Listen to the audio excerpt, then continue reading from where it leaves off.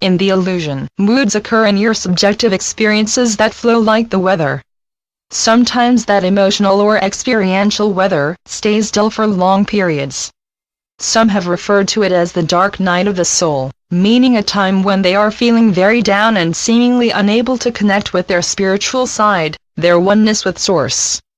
That is depressing to experience, but it is a time in which great and important spiritual work is being undertaken beneath the level of your conscious human awareness, and when you come through it, as you will, it is as though a great burden had been lifted from you, and enthusiasm for life once more bubbles into your consciousness, and your inner knowing that you are an indispensable and infinitely loved aspect of God comes back into your awareness.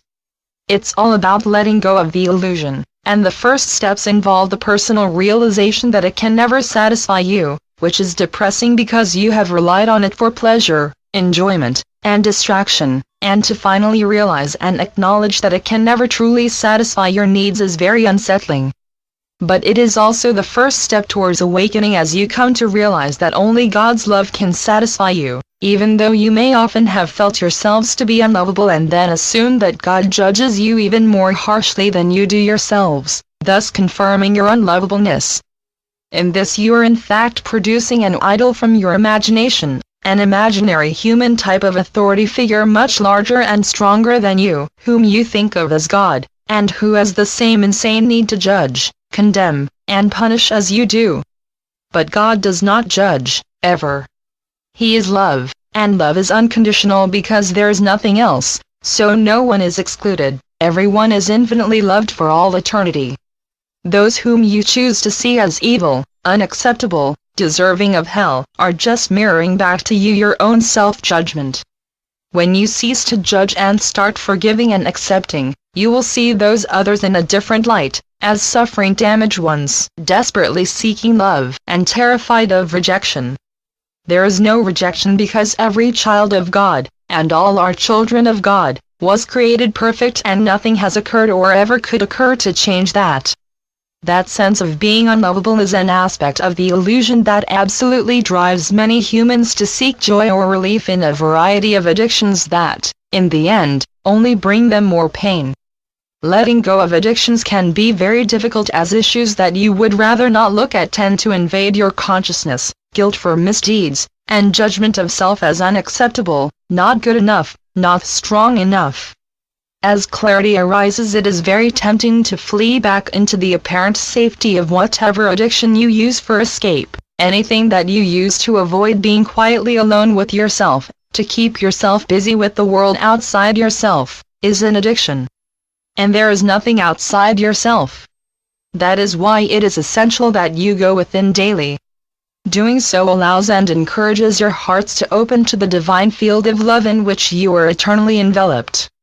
Many have difficulty with this because the ego is ever alert to the possibility of you abandoning it in favor of God's voice, which is with you always, just waiting for you to become quiet and open. So your egos fill your minds with all kinds of distractions, needs, shoulds, anxieties, anticipations, anything that will prevent you accessing the state of quietness and stillness that will enable you to hear the quiet and loving voice for God. However, if you just persist and sit, allowing the issues that you fear to arise, and then just observe them without judgment, you will begin to feel the love enveloping you, and you will be able to forgive and accept yourselves, as you come to the realization that there is only love, that all else is illusory.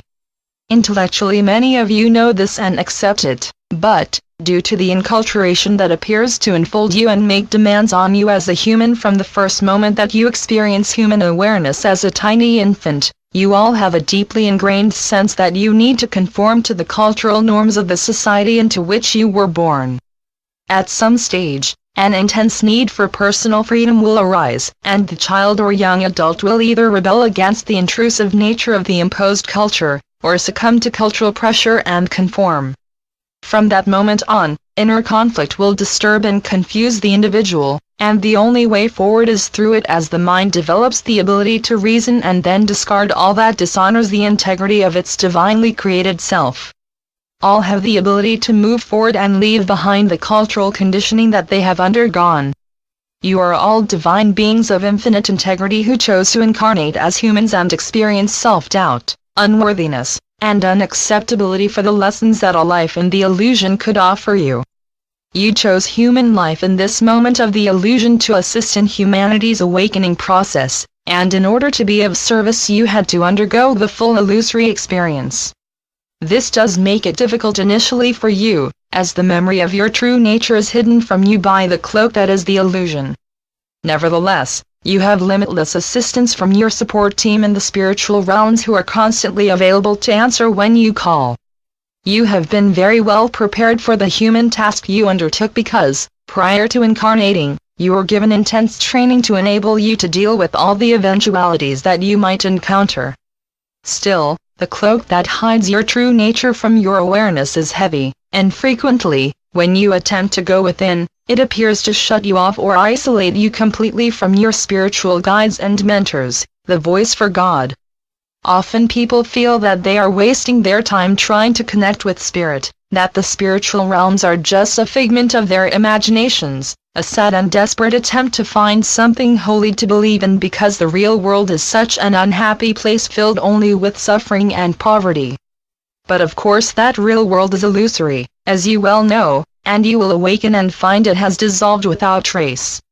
Until that moment, it is your most urgent task to go within, to keep going within, to persist in your attempts to hear the voice for God, and to distance yourselves from the distractions with which your egos attempt to entice you back into the illusion. You are on earth to be the light and the salvation of humanity by demonstrating love in action and by constantly holding the intent to share and extend the love which our divine source wishes to channel through you to humanity. All you have to do, all that you need to do, is to intend to be a willing conduit through which God's love can flow. Nothing more. But when you allow your doubts about God or about your own worthiness to be a channel to occupy your thoughts, it is as though you were damming the river of love so that beyond you the ground experiences a drought. Trust in God, the source of all that exists, and know that the light and salvation of humanity shines through you to bring all home to awakening. It is a done deal. Humanity's awakening is inevitable, but your input, your individual loving intentions are an absolutely essential part of the deal. God has infinite faith in your ability to bring the light of His love to all of humanity, and your will and the Holy Will are one.